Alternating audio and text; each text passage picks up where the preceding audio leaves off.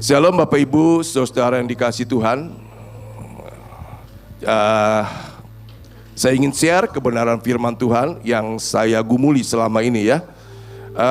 Bapak Ibu percaya bahwa Tuhan yang kita puja, kita sembah. Dia Tuhan yang mempunyai kerinduan ya. Saya percaya sejak manusia pertama kali mau diciptakan, Adam dan Hawa, dia punya kerinduan. Kerinduannya apa? Kerinduan yang kerinduannya pertama, dia ingin manusia itu, ya manusia ciptaannya itu hidup dalam kekekalan. Satu. Kedua, manusia yang diciptakan itu memiliki hidupnya Allah. Ya, memiliki hidupnya Allah. Ya. Jadi dari pertama saya percaya Bapa Surgawi, ya Bapa Surgawi, Tuhan Yesus Allah Roh Kudus, dia ingin menciptakan manusia itu, manusia dikatakan yang serupa dan segambar dengan dia. Serupa dan segambar dengan dia. Pertama hidup kekal, kedua ada kehidupan Allah di dalam hidup kita, dan hidup kita itu dipimpin oleh rohnya yang ada di dalam kita. Itu kerinduannya.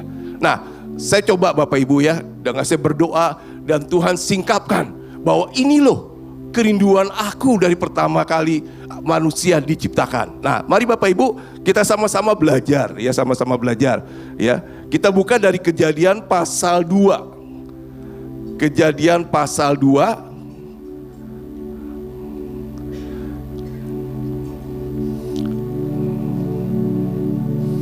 mulai ayat 16 ya. Kita nggak baca semua, kita nanti Bapak Ibu bisa baca lebih lengkap lagi ya. Kejadian pasal 2 ayat 16 dan 17. Saya bacakan. Lalu Tuhan Allah memberi perintah ini kepada manusia. Semua pohon dalam taman ini boleh kau makan buahnya dengan bebas. Tetapi pohon pengetahuan tentang yang baik dan yang jahat itu jangan kau makan buahnya, sebab pada hari engkau memakannya pastilah engkau mati. Ya, jadi di atas sebelumnya Tuhan tuh menciptakan pohon-pohon. Dikatakan begini, ya. Saya ulangi lagi. Dibilang begini, semua pohon dalam taman ini boleh kau makan buahnya dengan bebas. Tetapi pohon pengetahuan yang baik dan jahat janganlah engkau makan buahnya, sebab pada hari engkau memakannya pastilah engkau mati. Nah, pada waktu Tuhan menciptakan pohon ini, ada dua pohon yang favorit, yang jadi center, yaitu pohon apa Bapak Ibu? Pohon kehidupan dan pohon pengetahuan yang baik dan yang jahat. Itu dua. Ada pohon yang ngetop, yang lain pohon-pohon yang lain nggak disebutkan. Ya, pohon yang lain ada dua pohon yang disebutkan. Saya mau tanya Bapak Ibu, pohon kehidupan boleh dimakan nggak? Ya. Nah, kalau kita baca di ayat 16, semua pohon dalam taman ini boleh kamu makan. Berarti pohon kehidupan boleh dimakan nggak? Iya boleh. Yang nggak boleh cuma satu, pohon pengetahuan yang baik dan yang jahat. Tuhan udah ngomong, kalau kamu makan pohon kehidupan, kamu akan hidup dalam persekutuan dengan Allah Bapa, Allah Putra, Allah Roh Kudus. Kamu akan hidup selama-lamanya. Kehidupan Allah ada di dalam kamu. Ya, Tuhan cuma bilangin, pohon pengetahuan yang baik dan jahat jangan kamu makan. Ya, pada waktu kamu makan, kamu pasti mati. Dan kalau kita baca cerita selanjutnya, dengan akal bulusnya, dengan tipu dayanya, iblis mencoba membawa manusia, Adam dan Hawa, khususnya Hawa, untuk makan buah pengetahuan yang baik dan jahat. Saya nggak ada bicara detail di tempat ini tentang bagaimana tipu daya ular, ya si iblis. Ada cerita yang menarik, ya, karena kalau diceritain panjang, ya. Saya terus terang diberkati dengan Tuhan singkapkan. Ternyata gayanya iblis itu nggak berubah Bapak Ibu. Sampai sekarang pun ada. Caranya iblis itu menipu manusia untuk kita hidup dari pengetahuan pohon pengetahuan yang baik dan jahat. Ya, itu masih bekerja sampai sekarang. Nah, ceritanya manusia memilih yang salah. Dia makan pohon pengetahuan yang baik dan jahat. Dan akibatnya mengalami mati rohani, ya, terpisah dari Allah. Nah, kemudian Allah ngomong lagi, Bapak Ibu, Allah ngomong lagi, ya, betapa kerinduan hati Tuhan. Seperti Bapak itu menasihatin, ngomong ke anak-anaknya, "Nah, aku ingin kamu seperti ini, aku ingin kamu seperti ini." Karena kasihnya besar, benar nggak? Bapak Ibu kalau nasihatin anak begitu, apa karena kebencian? Larang itu karena apa karena kebencian? Saya percaya kita yang punya anak melarang anak kita untuk wanti-wanti jangan begini, karena kita mengasihi, kan? Ya nggak? Sama, Bapak pun terus menasihati, ya, anak-anaknya, yaitu kita ini loh umat tebusannya, ya. Nah, kemudian kita baca, Bapak Ibu, di dalam Ulangan pasal 30 ayat 19. Ulangan pasal 30 ayat 19. Ya, saya bacain. Ulangan 30 ayat 19. Ya. Aku memanggil langit dan bumi menjadi saksi terhadap kamu pada hari ini. Kepadamu kuperhadapkan kehidupannya Allah, dan kematian, berkat dan kutuk. Kemudian pilihlah kehidupan supaya engkau hidup, baik engkau maupun keturunanmu, dengan mengasihi Tuhan Allahmu dan mendengarkan suaranya, berpaut padanya, sebab hal itu berarti hidupmu dan lanjut umurmu untuk tinggal di tanah yang dijanjikan Tuhan. Pada yang kejadian yang pertama gagal nih, manusia di ngomongin, ya nggak, sepertinya tuli, sepertinya nggak peduli. Di kitab Ulangan Tuhan kasih tahu lagi, "Nah, pilihlah kehidupan." Ya, di sini dikatakan ayat 19, coba ayat 19. Ayat 19 dikatakan, "Aku memanggil langit dan bumi menjadi saksi terhadap kamu pada hari ini. Kepadamu kuperhadapkan kehidupan dan kematian." Pilihan. Ya, pilihan. Kemudian apa? Berkat dan kutuk. Tuhan kasih jawabannya loh. Ya, pilihlah kehidupan, nak. Yang lalu oke lah, di kitab Kejadian kamu nggak tahu. Ya, aku sudah bilang kamu makan pohon ini kamu mati. Ternyata kamu makan. Oke lah, aku kasih tahu kamu lagi nih. Ya, aku perhadapkan kepada kamu kehidupan dan kematian. Aku kasih tahu kamu, pilih kehidupan, pilih kehidupan. Ya, katakan, ini kan seperti ujian, ya, ujian. Gurunya di sebelahnya nih, anaknya lagi ngisi. Anak gurunya udah mau bilang, nomor 1 A, nomor 2 B. Nah, ini anak tinggal nurutinnya A, B, pasti lulus, benar nggak? Tuhan kasih tahu bocoran, jawabannya pilihlah kehidupan, jangan pilih kematian. Pilihlah berkat, jangan kutuk. Tapi, ya, manusia ini lagi-lagi nggak tahu ya Bapak Ibu, ya, error, ya. Dan yang ketiga makin jelas, ya, makin jelas Tuhan tunjukkan apa yang harus kita pilih, apa yang harus kita pegang. Kita baca di dalam Yohanes pasal 1 ayat 1. Pada mulanya adalah firman. Firman itu bersama-sama dengan Allah, dan firman itu adalah Allah. Ia pada mulanya bersama-sama dengan Allah. Segala sesuatu dijadikan oleh Dia, dan tanpa Dia tidak ada satupun yang telah jadi dari segala yang telah dijadikan. Nah, perhatikan ayat 4. Dalam dia maksud siapa nih? Dalam Yesus, dalam firman ada hidup, dan hidup itu adalah terang manusia. Ya, kemudian terang itu bercahaya di dalam kegelapan, dan kegelapan tidak menguasainya. Di sini sudah makin jelas, ya. Yang dimaksud pilihlah kehidupan, pilih apa? Pilihlah kehidupan. Jangan mau makan pohon pengetahuan yang baik dan jahat, tapi kamu makan pohon kehidupan yang memang aku sediakan untuk kamu. Manusia masih nggak ngerti juga. Terakhir, kita hidup di zaman anugerah. Ya, kenapa zaman anugerah? Kalau saya lihat, kalau saya simpulkan, dalam anugerah Allah itu terbuka dengan jelas. Mau Dia apa? Buat kita tuh mengerti, nggak pakai lambang-lambang lagi, nggak pakai perumpamaan lagi. Dia ngomong secara jelas. Nah, yang aku mau kau pilih kehidupan adalah engkau pilih Tuhan Yesus Kristus, karena Dia adalah roh dan hidup. Dia adalah firman yang hidup. Saya menyimpulkan Bapak Ibu, yang dimaksud pohon kehidupan di Taman Eden, apa Bapak Ibu kalau baca ini? Saya percaya dimaksud pohon kehidupan di Eden adalah Tuhan Yesus. Pilihlah Tuhan Yesus. Dia kehidupan, dia hidup.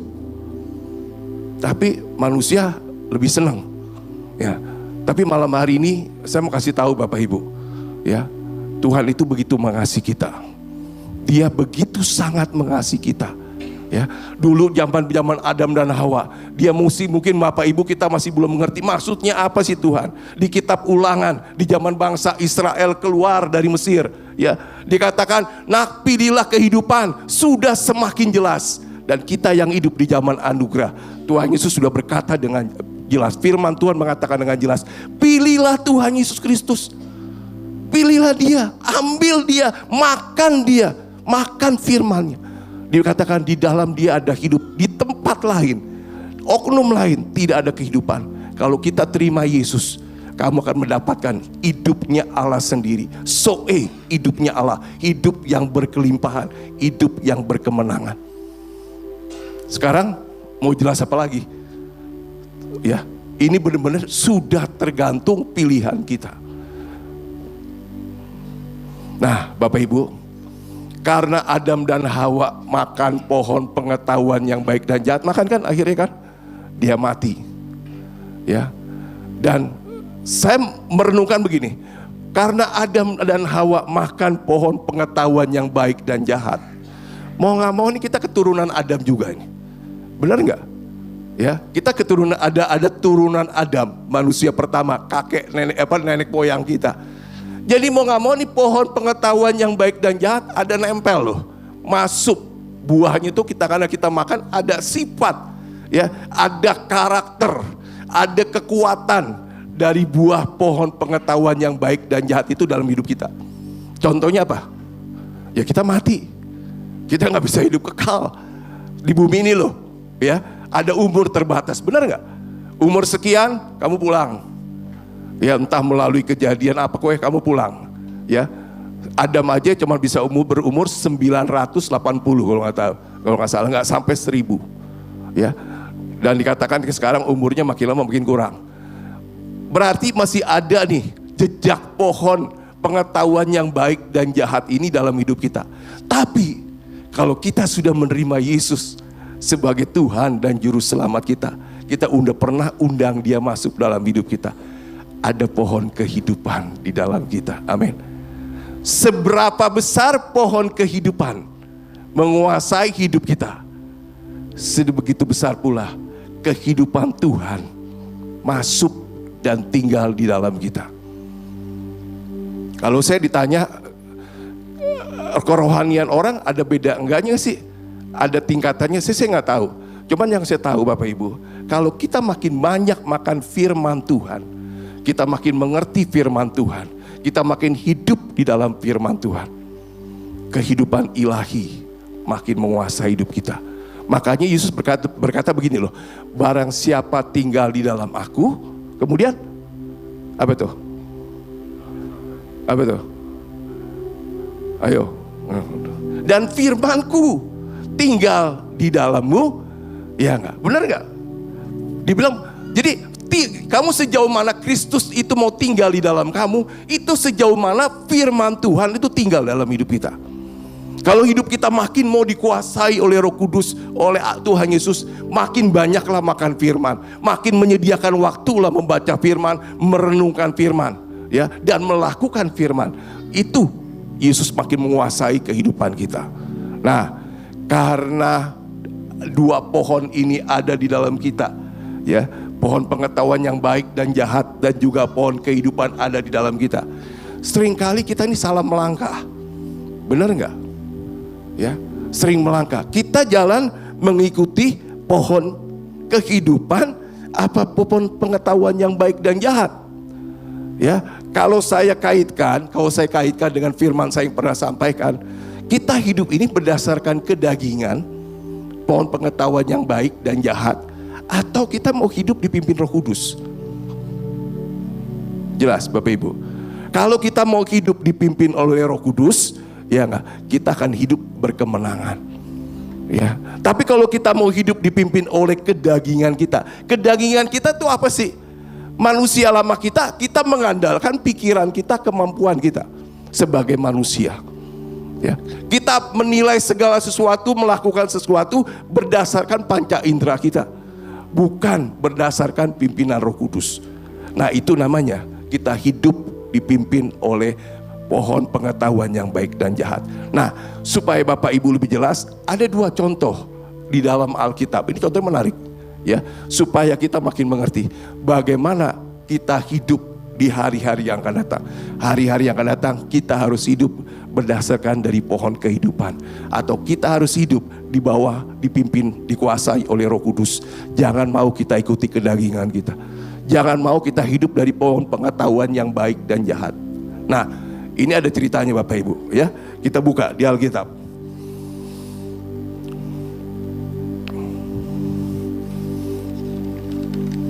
Kita buka Bapak Ibu dari Injil Yohanes. Injil Yohanes pasal 8. Nah, saya sedikit kasih gambaran. Sejak Adam dan Hawa jatuh ke dalam dosa karena makan pohon pengetahuan baik dan jahat, ya. Apa sih kejadiannya apa? Kalau kita perhatikan ada kejadian yang berubah. Ya. Pertama kalau kita lihat ya, di dalam kitab Kejadian, nanti Bapak Ibu baca saja. Saya nggak jelaskan secara detail, nanti waktunya kepanjangan, ya. Tapi saya catat Bapak Ibu, ada beberapa sifat, ya. Sejak Hawa makan buah pengetahuan yang baik. Pertama kalau kita lihat, dia meragukan atau mempertanyakan atau menentang firman Allah. Benar gak? Kan Tuhan bilang jangan makan buah pohon pengetahuan yang baik dan jahat. Iblis dengan daya tipunya, dia mutarbalikan firman. Akhirnya si Hawa itu lebih percaya Tuhan atau percaya iblis? Dia mengambil keputusan mau percaya iblis. Dan sejak itu pohon pengetahuan yang baik itu ada di dalam diri kita. Kalau kita dengar firman Tuhan, ya, Bapak Ibu suka mengaminkan ya, firman Tuhan, amin gitu. Jadilah dalam hidupku, ya. Kadang-kadang kalau kita dengar firman Tuhan aja dipikir loh, dipertanyakan, mungkin gak sih, benar gak sih janji Tuhan seperti itu, bahwa Allahku akan mencukupi kebutuhanku menurut kekayaan dan kemuliaannya. Bagaimana mungkin keadaan lagi begini? Nah, pada waktu kita mempertanyakan firman Tuhan, kita menganalisa firman Tuhan dengan pikiran kita, sampai pada kesimpulannya, itu mah teori, nggak bakal terjadi atas diriku. Bapak Ibu, itu akibat pohon pengetahuan yang baik dan jahat. Tapi pada waktu firman Tuhan ngomong, Abraham, engkau akan mempunyai anak, keturunan. Abraham dikatakan di kitab Ibrani, di kitab Roma, Abraham percaya walaupun dia tahu secara manusia sudah gak mungkin. Umurnya sudah 80 tahun. Ya enggak? Ya, John Biden tuh seumur John Biden, presiden Amerika, baru saya baca ternyata umurnya 80 tahun. Ya, gak mungkin. Tapi dikatakan Abraham percaya. Nah, Abraham itu makan, hidup dari pohon kehidupan. Dia percaya setiap janji Tuhan. Nuh disuruh membangun bait Batra. Ya, dibilang aku akan menghukum bumi dengan laut, dengan air bah. Dan si Nuh disuruh membangun Batra, dikatakan di atas gunung yang tinggi. Kemudian pada waktu itu dikatakan belum pernah turun hujan. Nah, bingung gak Nuh? Secara bingung, gak mungkin. Allah gak mungkin. Tuhan gak mungkin. Ya enggak, untuk apa aku bangun Batra? Hujan seperti apa aja aku nggak tahu, dari mana airnya? Ya, dan di atas gunung lagi. Tapi dikatakan apa? Nuh percaya, nggak masuk akal loh. Tapi dia percaya firman Tuhan. Dia hidup dari pohon kehidupan, bukan pohon pengetahuan baik dan jahat. Mikir nggak mungkin. Tuhan ngaco, saya salah dengar. Ya nggak, dia percaya, dia bertindak. Nah, ini juga cerita menarik Bapak Ibu. Tadi ya kita buka di dalam Yohanes pasal 8 ya. Ini salah satu contoh praktik dalam kehidupan kita. Yohanes 8. Kita baca dari, oke lah kita baca dari ayat 1 ya. Yohanes 8 ayat 1. Tetapi Yesus pergi ke Bukit Zaitun. Pagi-pagi benar, ia berada lagi di Bait Allah. Dan seluruh rakyat datang kepadanya. Ia duduk dan mengajar mereka. Maka ahli-ahli Taurat dan orang-orang Farisi membawa kepadanya seorang perempuan yang kedapatan berbuat zina. Ya, mereka menempatkan perempuan itu di tengah-tengah. Lalu berkata kepada Yesus, "Rabi, perempuan ini tertangkap basah ketika ia sedang berbuat zina. Musa dalam hukum Taurat memerintahkan kita untuk melempari perempuan-perempuan yang demikian. Apakah pendapatmu tentang hal itu?" Ya, kalau kita baca kemudian mereka mengatakan hal itu untuk mencobai dia supaya mereka memperoleh sesuatu untuk menyalahkannya. Tetapi Yesus membungkuk lalu menulis dengan jarinya di tanah. Ketika mereka terus-menerus bertanya, jadi mendesak, "Ayo dong Rabi, apa sih Rabi jawabannya? Bagaimana Rabi? Kok diam saja?" gitu ya. Bapak Ibu saya merasa kalau ditanya begitu lama-lama stres ya. Gimana dong? Ayo dong. Jangan diam aja dong, ngomong dong. Gitu cerita ya. Kemudian ia pun bangkit berdiri lalu berkata kepada mereka, "Barang siapa di antara kamu tidak berdosa, hendaklah ia yang pertama melemparkan batu kepada perempuan itu." Lalu ia membungkuk pula dan menulis di tanah. Tetapi setelah mereka mendengar perkataan itu, pergilah mereka seorang demi seorang, mulai dari yang tertua, akhirnya tinggallah Yesus seorang diri dengan perempuan itu yang tetap di tempatnya. Lalu Yesus bangkit berdiri dan berkata kepadanya, "Hai perempuan, di manakah mereka? Tidak adakah seorang yang menghukum engkau?" Jawabnya, "Tidak ada Tuhan." Lalu kata Yesus, "Aku pun tidak menghukum engkau. Pergilah dan jangan berbuat dosa lagi mulai dari sekarang." Nah, Bapak Ibu, kalau kita baca cerita ini, ahli Taurat itu benar salah sih? Orang perempuan kedapatan berzina, ketangkep nih ceritanya nih ya. Terus dia tanya, ya enggak? Menurut hukum Taurat, orang yang berzina mestinya dia apa? Dirajam sampai mati. Benar enggak? Nah, sekarang sebetulnya ahli Taurat ini sama Tuhan Yesus sebetulnya sama tujuannya, punya sasaran yang sama. Bagaimana untuk membuat perempuan ini tidak berdosa lagi, benar nggak? Benar nggak? Ya nggak? Nah, ahli Taurat punya solusinya, sudah dirajam batu, perempuan itu mati dan nggak berbuat dosa. Nah, itu ahli Taurat. Salah nggak? Enggak. Ya, tapi Tuhan Yesus, dia adalah kehidupan. Ya, dia adalah pohon kehidupan. Ya, dia cari solusinya bukan seperti itu. Dikatakan apa tadi dikatakan, Bapak Ibu? Ini bagus sekali ya. Kalau saya merenungkan ini cerita bagus sekali. Dikatakan begini, "Aku pun tidak menghukum engkau. Pergilah dan jangan berbuat dosa lagi mulai dari sekarang." Tuhan Yesus itu memberikan pengampunan, kehidupan, ya. Dan kita nggak baca cerita lagi dong. Perempuan ini ketangkap lagi nggak? Pernah baca ceritanya nggak? Perempuan ini ketangkap dan berbuat zina lagi. Dengar ceritanya nggak? Ada yang dengar nggak? Ada yang nemuin nggak? Nggak ada kan? Berarti apa? Cara Tuhan Yesus tepat. Tuhan Yesus berkata, "Nak, aku pun tidak akan menghukum engkau. Karena aku datang bukan untuk menghakimi, tapi untuk menyelamatkan. Aku datang bukan untuk menghukum, tapi untuk menyelamatkan. Aku gak akan menghukum engkau. Jangan berbuat dosa lagi, nak. Ya, jangan berbuat dosa lagi." Dan perempuan itu pergi dengan membawa kehidupan. Nah, kalau kita ngadepin perempuan itu seperti apa? Bagaimana nih? Ngadepin orang berbuat dosa. Apakah kita mau caranya seperti Tuhan Yesus dengan pohon kehidupan? Atau kita cara dengan ahli Taurat? Keputusan di tangan kita.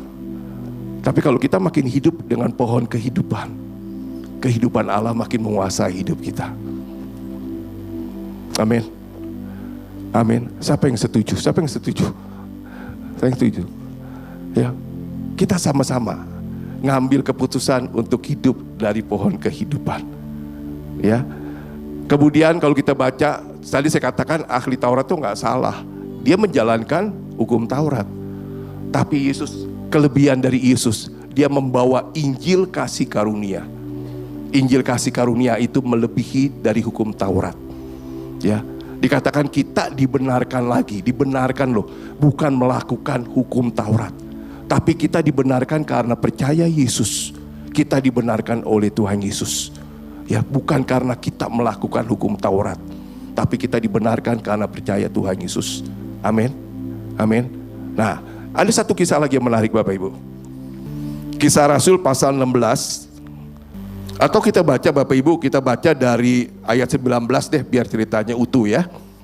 Ketika tuan-tuan perempuan itu melihat, jadi sebelumnya sebelumnya itu si Rasul Paulus itu mengusir ya dari seorang perempuan yang ada roh tenung, diusir ya, ceritanya mengganggu, diusir keluar, dan roh tenung itu keluar. Akibatnya perempuan itu tidak bisa lagi meramal, tidak lagi bisa melakukan kegiatan-kegiatan yang menguntungkan majikannya. Ya, karena majikan itu mengambil untung dari si perempuan ini yang bisa meramal, bisa macam-macam gitu, ya.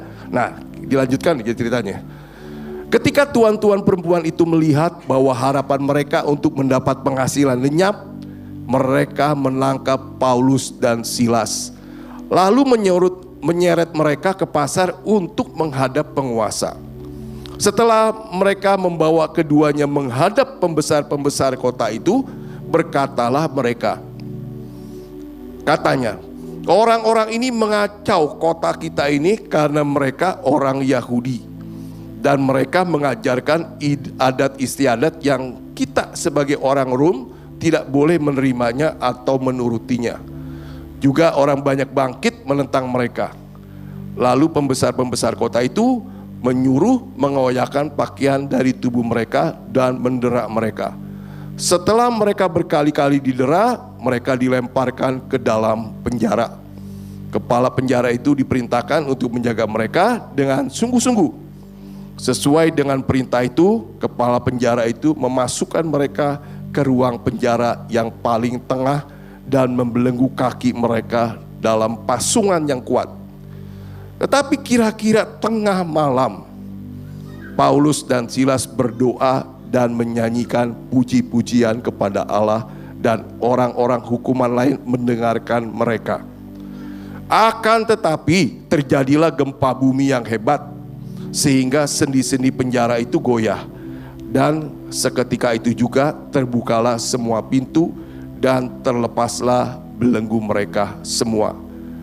Ketika kepala penjara itu terjaga dari tidurnya dan melihat pintu-pintu penjara terbuka, ia menghunus pedangnya hendak membunuh diri, karena ia menyangka bahwa orang-orang hukuman itu telah melarikan diri. Tetapi Paulus berseru dengan suara nyaring, katanya, "Jangan celakakan dirimu, sebab kami semuanya masih ada di sini." Kepala penjara itu menyuruh membawa suluh, lalu berlari masuk, dan dengan gemetar tersungkurlah ia di depan Paulus dan Silas. Ia mengantar mereka keluar sambil berkata, "Tuan-tuan, apakah yang harus aku perbuat supaya aku selamat?" Jawab mereka, "Percayalah kepada Tuhan Yesus Kristus dan engkau akan selamat, engkau dan seisi rumahnya." Lalu mereka memberitakan firman Tuhan kepadanya dan kepada semua orang yang ada di rumahnya. Ini ayat paling favorit kalau kita nginjilin ya. Ya, hendaklah engkau percaya kepada Tuhan Yesus Kristus, maka engkau dan seisi rumahmu akan diselamatkan. Jadi kalau ceritanya Bapak Ibu, ceritanya hendak saya sampaikan begini. Paulus dan Silas salah gak sih betulnya? Gak salah tuh, perempuan itu terus ngomong, wah, cuma dibilang dalam nama Tuhan Yesus keluar, roh peramalnya keluar. Ya, kemudian bosnya merasa penghasilannya jadi anjlok karena perempuan itu gak jadi sumber penghasilan lagi. Kemudian mulai dibikin fitnah. Bikin fitnahnya apa? Ini Paulus dan Silas ini ngajarin yang gak bener, bikin kacau kota, ya, bikin kacau kota. Padahal kotanya gak kacau pada waktu itu gitu. Dihasut ke sana, hasut ke sini. Akhirnya ditangkap, digebukin. Kemudian dimasukkan ke dalam penjara. Kalau zaman sekarang nih, kita lapor ke HAM, hak asasi manusia, ya macam-macam. Ya, aku merasa hakku. Ya, aku difitnah, aku dianiaya tanpa sebab. Kalau Paulus dan Silas mau hidup berdasarkan pohon pengetahuan yang baik dan jahat, dia akan ngomel, akan tendang-tendang. Itu kan dirantai ya, dirantai, dikatakan kakinya dirantai semua. Seperti pencuri, bukan pencuri nggak kayak begitu mungkin. Pembunuh mungkin nggak sampai kayak begitu. Ini cuman gara-gara mengusir roh petenung yang mengganggu dia. Tapi diperlakukan lebih dari pembunuh, lebih dari pencuri. Kalau Bapak Ibu mengalami itu, saya percaya kita akan kecewa sekali sama Tuhan. Tuhan, di mana Engkau? Aku kok memberitakan Injil, kok aku dapatnya seperti ini. Dia akan marah-marah. Tapi Paulus dan Silas, dia mengambil keputusan. Aku gak mau hidup dari pohon pengetahuan baik dan jahat. Aku gak mau hidup menurut kedaginganku, keinginanku. Tapi aku mau hidup dipimpin Roh Kudus. Aku mau hidup dari pohon kehidupan. Dia ngapain terus? Dia ngapain? Dia nyanyi, dia memuji Tuhan. Badannya babak belur loh. Ya, kita lagi seger-seger begini aja nih. Sorry nih Bapak Ibu ya, bukan menghakimi. Kita jadi seger-seger begini aja nih, suruh nyanyi memuji Tuhan. Ya enggak? Maaf nih, sorry. Ada yang ngantuk, ada yang tangan dilipat. Bener? Ya, enggak? Kita ngantuk, yang tergeleng-geleng, terus nyanyiin apa sih? Aduh, kalau tau begini gue nggak datang nih. Ya nggak ngapain? Cuma nyanyi begini. Lagi sehat loh. Kaki tangan bisa diangkat, mulut bisa ngomong loh, Ci. Nggak sariawan loh, yang nggak sakit gigi, tapi ngangkat mulut ngomong begini aja susah, iya nggak? Kenapa? Karena kita memilih hidup dari pohon pengetahuan yang baik dan jahat. Tapi aku nggak peduli, nih sariawan, sakit gigi, iya nggak? Kaki lagi encoknya kumat, aku nggak peduli, aku tetap meloncat, ya memuji Tuhan. Paulus dan Silas mengalami lebih hebat. Digebukin, dikatakan dan dibacakan, digebukin loh. Bajunya dicabut, dikeroyak, di setengah telanjang, kemudian dicambuk sampai babak belur, dijeblosin ke penjara yang paling dalam, kemudian bukan langsung di penjara duduk santai, ya, diikat kaki kirinya, tangan kanannya dengan gembok yang besar, kakinya dengan kaki, kemudian tangan digembok, nggak bisa apa-apa, cuma duduk. Kemudian dia mengambil keputusan yang tepat menurut saya. Dia memuji dan menyembah Tuhan. Dia memuji dan menyembah Tuhan. Sekali lagi, dia memuji dan menyembah Tuhan. Dikatakan Tuhan bertata di atas pujian umatnya. Makanya saya katakan, kalau kita ada pujian penyembahan, datang, ajak teman, ya, ajak, yuk kita sama-sama puji dan menyembah Tuhan. Mungkin di rumah aku nggak bebas. Ya, di rumahku nggak bisa leluasa. Yuk, mari di sini kita sama-sama memuji dan menyembah Tuhan. Saya percaya pada waktu Tuhan ditinggikan, apapun masalah Bapak Ibu, Tuhan bisa bertindak dengan caranya Tuhan. Amin, amin. Nah, kemudian apa yang terjadi? Ketika mereka memuji dan menyembah Tuhan, tiba-tiba terjadi gempa bumi yang hebat. Dikatakan semua rantai-rantai putus dengan sendirinya. Ya. Dan yang luar biasa Bapak Ibu, apa yang Bapak Ibu? Kalau Paulus dan Silas ini hidup dengan kedagingan, dengan pohon pengetahuan baik yang jahat, ya, salah satunya itu nggak, pohon pengetahuan yang baik dan jahat tuh pengaruhnya apa? Kalau Adam dan Hawa kan makan kan, dia menjadi orang yang egois, ya, dia menjadi orang yang gampang nyalain orang, cari kambing hitam. Maksudnya kambing hitam apa? Ya begitu Adam ditanya, Adam, kenapa kamu makan buah pengetahuan yang baik dan jahat? Ini Hawa, ya, Hawa sama ular biang keroknya. Si Hawa ditanya sama Tuhan, Hawa, kenapa kamu makan buah pengetahuan yang baik dan jahat? Ular, sebabnya ular. Cuman ularnya pasrah, ya, semua nyalain saya, wis pasrah gitu ceritanya gitu ya, iya nggak? Gampang kita nyalain kan? Mesti ada kambing hitam. Nah, kalau Bapak Ibu sering begitu loh ya, cari kambing hitam, hati-hati Bapak Ibu. Berarti Bapak Ibu hidup dengan pohon pengetahuan baik dan jahat. Cari kambing hitam, nggak bisa gitu. Ya, aku Tuhan, ya maaf Tuhan, aku ketipu Tuhan. Aku lebih dengerin suara setan daripada dengerin suaramu.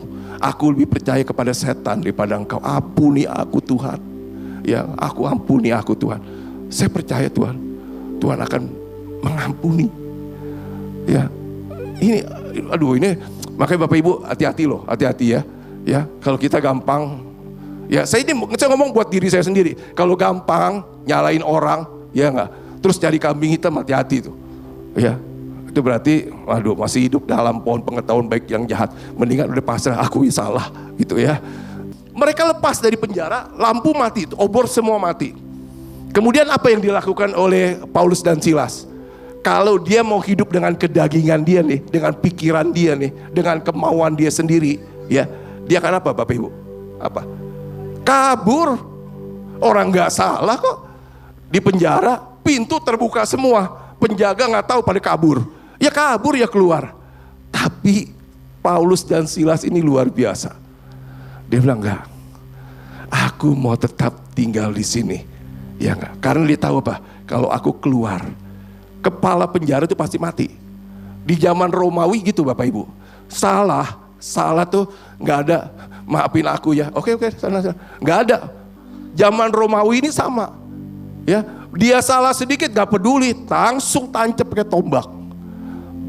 Paulus Silas tahu, nggak apa-apa. Kalau sumpama aku ditangkap lagi, ya nih, udah dibebasin sama malaikat, aku ditangkap lagi nih, ya nggak, karena aku nggak kabur, nggak apa-apa. Aku percaya Tuhan pegang kendali sepenuhnya. Tuhan pegang kendali sepenuhnya. Aku percaya itu. Jadi dia diam. Begitu dia lihat, Roh Kudus kasih tahu, Paulus itu kepala penjara itu mau bunuh diri loh. Kan gelap ini. Ya, Paulus berteriak, Ami masih ada di sini semua, tidak ada yang lari. Nah, itu luar biasa. Kepala penjaranya tadi mau bunuh diri, gak jadi. Dia datang, dia bilang, wah ini luar biasa. Ini luar biasa. Sampai dia katakan, apa yang harus aku perbuat? Dia lihat kemurahan Tuhan melalui Paulus dan Silas itu luar biasa. Paulus Silas cuma bilang, percayalah kepada Tuhan Yesus Kristus. Engkau akan selamat, engkau dan seisi rumahmu akan selamat. Ini dua contoh buat kita. Ya,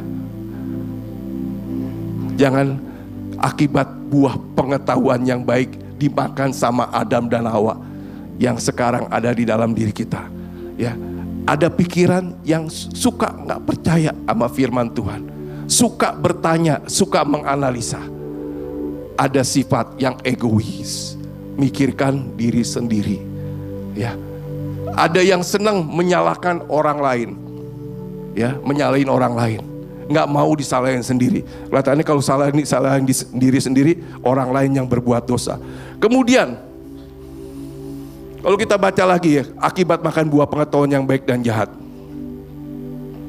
Dikatakan begini, pada waktu Adam, yang makan buah siapa sih? Hawa ya, Hawa, nggak salah ya Bapak Ibu ya. Jangan lupa loh, ntar ngantuk lupa. Yang makan buah tuh Hawa, perempuan. Ya bukan saya mau nyalain perempuan loh. Ya, tapi di Alkitab bilang yang makan buah tuh Hawa. Ya. Ya, bahkan di 2 Korintus 11 ayat 3 nanti Bapak Ibu baca di rumah. Ya enggak? Si Paulus tuh takut jemaat di Korintus tuh tersesat, terjebak lagi seperti Hawa. Enggak dibilang seperti Adam. Ya. Jadi ibu-ibu ya, tapi jangan tersinggung ibu-ibu. Ya, ini Hawa loh ya. Si Hawa yang makan buahnya, si Adam disodorin. Ya. Adam nih harus memilih. Benar enggak?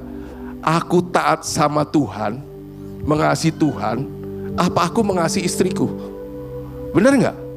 Senasib sama istriku, wis sama-sama dibuang dari Taman Eden, yang penting sama-sama. Gitu ceritanya kan? Benar nggak gitu kan? Akhirnya si Adam mengambil keputusan, aku ikut istriku selama tinggal Tuhan. Seringkali kita begitu loh. Ya jangan, ini kejadian kan. Maaf nih Bapak Ibu kalau kita pilih jodoh, anak-anak kita, teman kita pilih jodoh. Udah jelas-jelasan gak percaya Yesus. Ya, gak jelas-jelasan gak percaya Yesus, gak percaya Tuhan Yesus sebagai juru selamat satu-satunya. Dibilangin sama pendetanya, sama pasturnya, sama pimpinan koordinatornya, jangan. Ya enggak, mendingan kamu doalah, Tuhan pasti nyediain buat kamu. Enggak, ya enggak, aku lebih baik seperti Adam memilih Hawa dan menyelamat tinggal Tuhan. Karena begitu loh. Iya enggak? Nah, kalau sampai begitu ada bapak ibu yang punya teman atau tetangga atau keponakan yang anak-anak Tuhan, kasih nasihat sedikit lah. Iya enggak? Kamu lebih berharga. Tuhan ngomong di dalam Alkitab begini loh. Tuhan ngomong, janganlah engkau mengasihi, barang siapa yang mengasihi ayah ibunya yang melahirkan kita lebih daripada aku. Tuhan bilang apa? Enggak layak bagiku. Jadi Tuhan mau dinomorsatukan. Ciri-ciri orang yang hidup dalam kedagingan adalah Tuhan nomor sekian. Tapi ya enggak, kalau kita hidup dalam kehidupan yang dipimpin oleh pohon kehidupan, kita milih Tuhan yang utama. Amin. Nah, kemudian Bapak Ibu, setelah tahu kebenaran, apa keputusan kita malam hari ini? Benar. Saya belajar gitu Bapak Ibu, setelah kita dengar firman Tuhan, mesti ada sikap seperti Tuhan Yesus, seperti tadi kan, aku menghadapkan kepadamu kata Tuhan, kehidupan dan kematian. Dulu mungkin aku nggak tahu kematian seperti apa, kehidupan seperti apa, yang mana aku harus pilih. Di dalam ayat itu Tuhan katakan, pilihlah kehidupan. Tuhan Yesus datang ke dalam dunia, akulah jalan kebenaran dan hidup. Aku ini loh yang waktu di Taman Eden, pohon kehidupan, itu aku. Ya, tapi Adam dan Hawa lebih memilih pohon pengetahuan yang baik dan jahat. Bangsa Israel pun lebih memilih pohon kehidupan yang baik dan jahat. Tapi kalau kita sekarang hidup di dalam kasih karunia Tuhan, Tuhan sudah jelas menyatakan dirinya, akulah jalan kebenaran dan hidup. Tidak ada seorang pun yang dapat datang kepada Bapa kalau dia tidak melalui aku. Apakah kita masih meragukan bahwa keselamatan itu hanya ada dalam Yesus Kristus? Apakah kita masih berpikir ada kebenaran yang lain, ada oknum yang lain yang bisa kita percaya untuk keselamatan? Kalau masih ada, saya mau katakan Bapak Ibu mesti bertobat malam hari ini. Datang ke Tuhan. Tuhan, mulai malam hari ini aku percaya bahwa Engkaulah satu-satunya yang aku muliakan, aku tinggikan. Saya kemarin baca satu artikel. Itu artikel bagus. Dikatakan begini loh. Tahu gak kita? Kita tuh punya musuh yang namanya iblis, setan. Dan dia tuh bisa mendakwa kita di hadapan Tuhan. Nah, apa yang kita ucapkan nih, mungkin ngomongnya sembari bercanda, iseng, tapi ternyata apa yang kita ucapkan, ya, iblis tuh bisa pegang. Ngerti gak Bapak Ibu? Diambil contoh kisah tentang Ayub. Ayub itu dibaca, nanti Bapak Ibu di rumah baca Ayub pasal 1. Ayub itu paling takut kalau anak-anaknya itu mengutuk Tuhan. Anak-anak itu sering pesta, 7 laki 3 perempuan. Nanti Bapak Ibu senang pesta. Nah, Ayub takut kalau anak-anaknya lagi pesta, dia mabok ngutuk Tuhan. Makanya setiap hari setelah anak-anaknya pesta, Ayub memberikan persembahan ke hadapan Tuhan. Mohon ampun dan maaf kalau anak-anakku mengutuk Engkau. Iblis tahu, oh, ketakutan kamu tuh mengutuk Tuhan. Titunya. Iblis tahu, dia dengar. Jadi dia datang ke sidang ilahi Tuhan, ke hadapan Tuhan. Ya, Tuhan bilang, lihat anak mbahku Yakub. Iblis itu cuma bilang, coba Tuhan, kau ambil semua harta bendanya dan kau ambil kesehatannya, pasti dia akan mengutuk Tuhan. Kenapa iblis bisa tahu sasarannya mengutuk Tuhan? Karena iblis tahu, setan tahu, Ayub itu paling takut kalau mengutuk Tuhan. Ketakutannya itu dipegang oleh iblis. Nah, apa yang menjadi ketakutan kita malam hari ini? Aku takut kena penyakit kanker. Aku takut kena apa? Aku takut apa? Ya, kalau kita takut dan kita ucapkan terus, itu bisa jadi bumerang buat kita. Karena iblis bisa punya dasar untuk mendakwah kita di hadapan Bapa. Coba, kenapa kita nggak coba ucapkan firman Tuhan di dalam hidup kita? Pada waktu kita mengalami kesusahan karena kebutuhan akan uang, kita mau katakan, tuh aku kere, aku gak punya duit, aku harus minta ke siapa lagi? Aduh, siapa? Coba katakan, Tuhanku akan mencukupi kebutuhanku menurut kekayaan dan kemuliaannya. Pada waktu aku mulai merasa, kok badanku nggak enak ya, seperti ada sakit apa nih, seperti ada benjolan apa nih. Kenapa kita nggak mau katakan, Tuhan, oleh bilur-bilurmu aku telah sembuh. Engkau memberi aku kesehatan ilahi. Aku percaya Tuhan. Ya. Pada waktu keluarga kita kacau balau, ya, anak-anak kita di luar kendali, kita mau katakan anak-anakku bikin masalah, iblis pegang perkataannya. Tapi kalau kita mau katakan, Tuhan, aku percaya Engkau berkata satu orang diselamatkan, seluruh keluarga diselamatkan. Anak-anakku, aku percaya dia akan menjadi anak-anakmu sendiri yang memuji dan menyembah Engkau. Kenapa kita nggak mau katakan itu? Kalau kita katakan itu, iblis nggak punya celah untuk menyerang hidup kita. Amin.